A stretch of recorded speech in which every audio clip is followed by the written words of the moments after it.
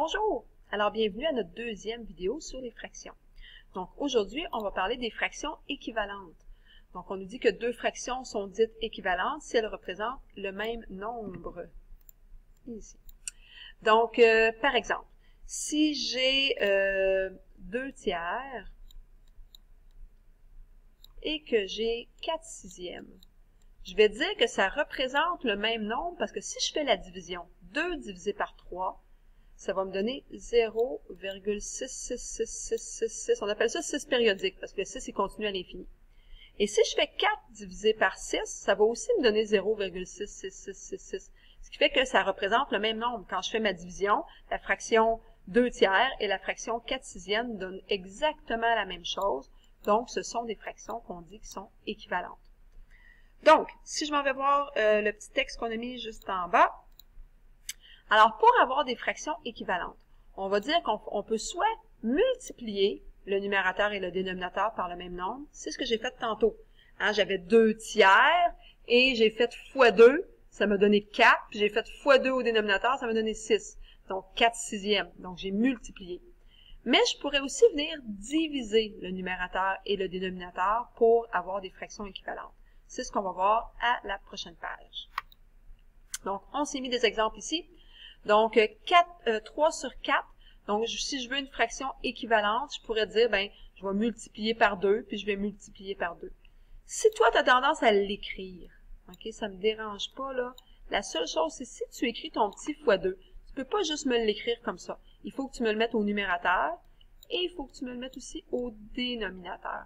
Mais tu n'es pas obligé de l'écrire. Mais si toi, tu aimes ça l'écrire pour mieux le voir, le visualiser, à ce moment-là, c'est important que tu l'écrives aux deux endroits. Donc ici, ça me donnerait quoi? Ben, ça me donnerait 6 huitièmes.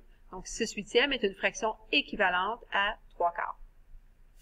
Si je mets un petit moins en avant, donc moins 4 cinquièmes, bon, mais la seule différence, c'est que ton moins, on va en parler tout à l'heure, mais tu peux le garder soit en avant de ton numérateur ou en avant de ta fraction. Et là, on voit que je veux une transformation qui va m'amener en pourcentage. Donc, par quoi je pourrais multiplier mon 5 pour que ça me donne 100? Donc, 5 fois quoi va donner 100 finalement? Donc, 5 fois quoi? Ça va être 5 fois 20. Donc, je vais aussi aller multiplier par 20 mon numérateur. Donc, je multiplie par 20, ça me donne 80. Je multiplie par 20, ça me donne 100. Et j'ai un moins qui est en avant. Donc, si je veux avoir mon pourcentage, ben là, ça va tout simplement me donner moins 80%. Suivant, donc j'ai moins 16 sur 24. Dans ce cas-ci, hein, on pourrait aller diviser parce qu'il y a un diviseur commun. Il y a un même nombre qui peut diviser 16 et 24, excusez-moi. Donc, tu pourrais diviser ça par 4, mais il y en a d'autres qui vont dire, moi, je le diviserai même par 8. Donc, c'est ce que je suis allé faire ici. Donc, si je m'en viens diviser par 8, ça va me donner moins 2. Je m'en viens diviser par 8, ça va me donner 3. Donc, moins 2 sur 3. Donc, le moins, comme j'ai dit tantôt, tu peux le mettre soit au numérateur ou soit devant la fraction. Dernière fraction ici, on voit que je peux encore aussi diviser. Donc, je pourrais aller diviser par 4 et diviser par 4 au numérateur ou au dénominateur. Et ça me donnerait moins 5 quarts. Donc, ce sont des fractions qui sont équivalentes. Une fraction qui est irréductible, c'est une fraction que je ne peux plus réduire. Si on regarde ici, c'est ce que j'ai fait là. Je suis allé réduire ma fraction jusqu'à la plus petite fraction possible. Donc, j'aurais pu marquer là, à la place, là, j'aurais pu marquer moins 4. Donc, j'aurais divisé par 4 sur 6. C'est une fraction aussi qui est équivalente. Moi, je suis allé la réduire au maximum. Donc, je suis allé trouver une fraction irréductible. Donc, c'est ce qu'on va voir maintenant. Alors, pour trouver des fractions irréductibles, ben, on va devoir diviser jusqu'à temps que ma fraction ne puisse plus se diviser. Donc, jusqu'à temps qu'il n'y ait plus de nombre qui puisse diviser le numérateur et le dénominateur. Un truc, ça peut être de trouver le plus grand diviseur possible. Ici, 24, je sais qu'il se divise par 6 et par 8. Ben, ici, 32, il se divise par 8. Donc, je vais aller diviser les deux à ce moment-là par 8 et ça va me donner 3 huitièmes. Est-ce que je peux encore simplifier? Est-ce que 3 et 8 ont un diviseur commun? Non. Donc, je dois arrêter ici. C'est ma fraction irréductible. Dans le cas du moins 189 sur 315, hein, c'est beaucoup plus grand nombre. Là, je t'invite à prendre tes trucs de critères de divisibilité. Un des trucs pour savoir si ça se divisait par 3 et par 9, c'était d'additionner tous les nombres. Ici, si je les additionne, ça me donne 18 au numérateur et ça me donne 9 au dénominateur, ce qui fait que les deux se divisent par 9. C'est ce que j'ai fait pour commencer. Donc, je suis allée diviser par 9, ça me donnait 21. J'ai divisé par 9, ça me donnait 35. Et j'ai ramené mon petit moins en avant. Et là, je me pose encore la question, est-ce que c'est encore divisible? Y a-t-il un nombre qui peut diviser mon numérateur et mon dénominateur? Oui, ça se divise par 7 et ça se divise par 7. Donc, c'est ce qu'on va aller faire. On le divise par 7, ça me donne 3. Divise par 7, ça donne 5. Et je ramène mon petit moins en avant. Donc, moins 3, cinquième. Numéro C. Alors là, j'ai 144 sur 27. Bon, là, j'ai un petit indice. Là. Je peux aller voir mon 27 est divisible par quoi? Hein? Si tu connais bien tes tables de multiplication, tu vas dire, ben, il est divisible par 3 et par 9. Est-ce que 144 est divisible par 3 et ou 9? On vérifie. 4 plus 4, ça fait 8. 8 plus 1, ça fait 9. Donc, ça se divise aussi par 9. Alors, si on divise ça par 9, ça va me donner 16 au numérateur et 3 au dénominateur. Est-ce que ça se divise encore? Non. Ta fraction, elle est maintenant irréductible. Tu n'es pas obligé de la mettre en nombre fractionnaire. Il y a des élèves qui aiment ça, mais moi, je te l'oblige pas. Si je te demande de me réduire une fraction, tu me donnes ça comme réponse, puis c'est bon. Donc, moi, j'ai pas continué, j'ai arrêté là. Dernière question D. 56%. Mais 56%, ça veut dire 56 sur 100. Une fois que j'ai fait ça, est-ce que ça se réduit maintenant? Oui, c'est deux nombres pairs, donc c'est sûr que ça se simplifie. Si tu sais pas par quoi ça se divise, tu le divises simplement par 2.